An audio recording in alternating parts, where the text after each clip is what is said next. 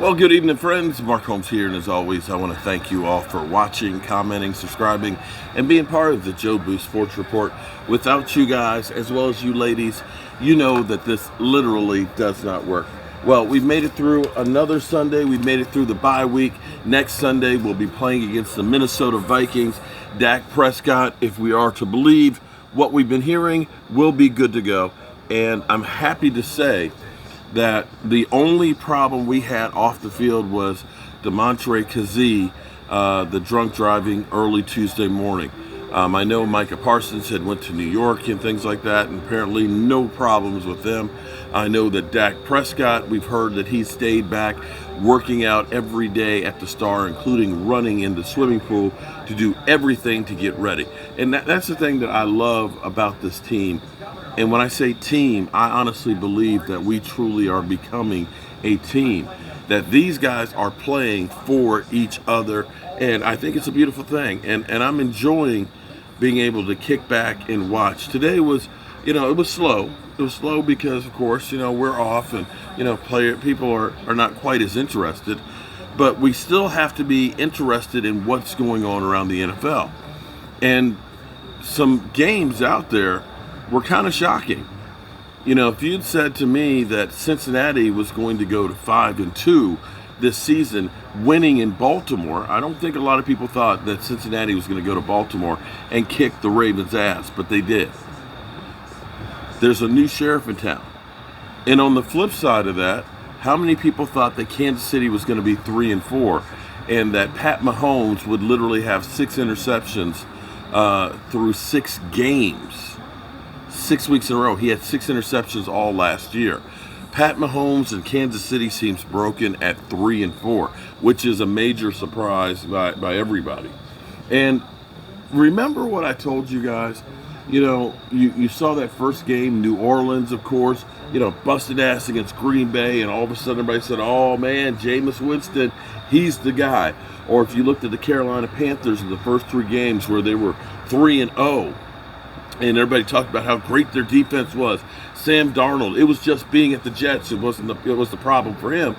And now you see Sam Darnold is bad. He got pulled in late in the game, and you were hearing now rumors that Deshaun Watson may be going to Carolina, that Miami and Carolina are the 2 teams that are vying for its use. Now, I'll be 100% real.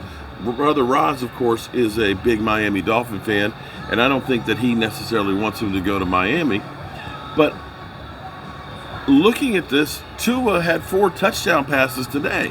How much more do you think you're going to get from Deshaun Watson? And after you give up so much to get him, you're a 1-6 team. This move isn't going to help you for this year at this point. And then you still have to worry about, do we trade for him and then find out that the NFL says, guess what? You're suspended and can't come back. To me, that move just does not make sense. I mean, again, what do I know? I'm a guy with a day job and a voodoo doll that's, doing live streams from his basement. But getting to the NFC East, here's the thing I want you to understand. Watching the Lions today playing against the Rams, some people think are the best team in football. They put a scare in them at their house. And anybody can beat you in the NFL. Yes, we've looked great through the first 6 games. We've looked fantastic. But guess what?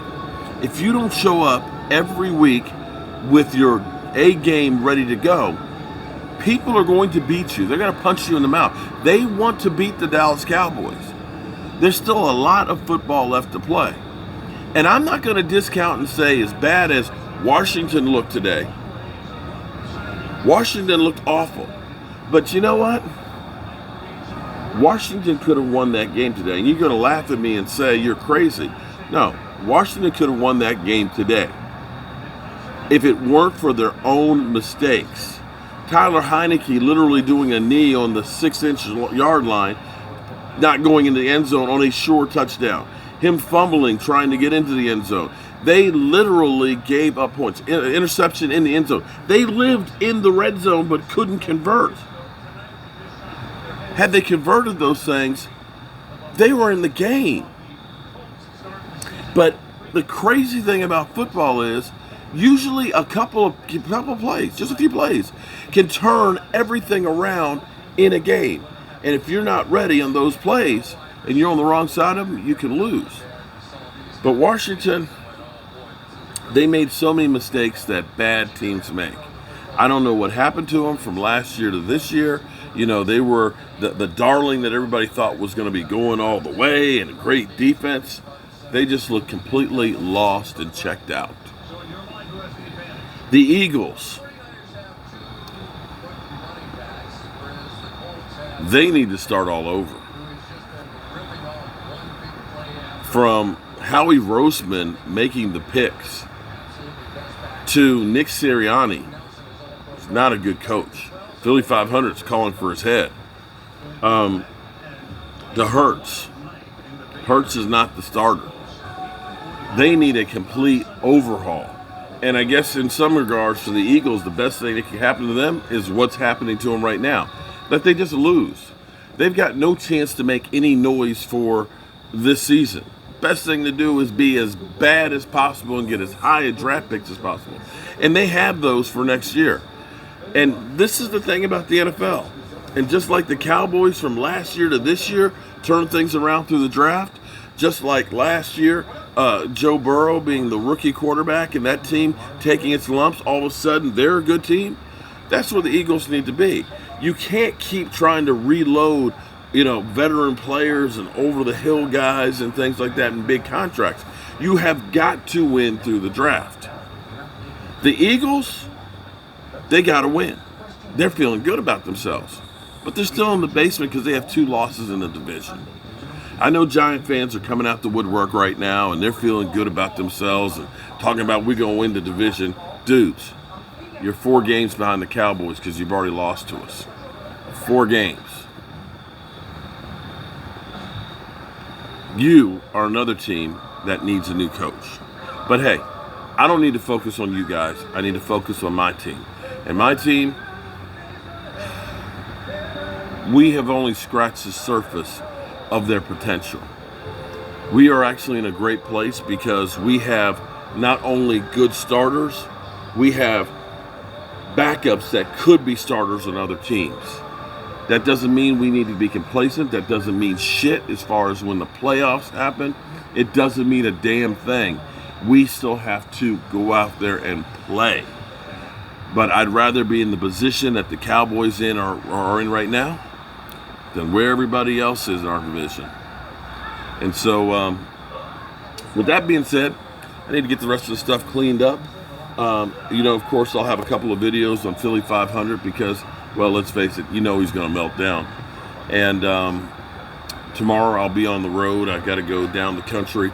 So we'll be at Buffalo Wild Wings doing our live stream tomorrow night. So, you got to do what you got to do. Got to take care of business. With that being said, you know how I roll. I'm going to leave the lights on because, well, I got to put this shit away. I'll see you guys, I'm sure, before the night's over with because this ain't the fireside chat just yet. This is just a look at the NFC East. Peace.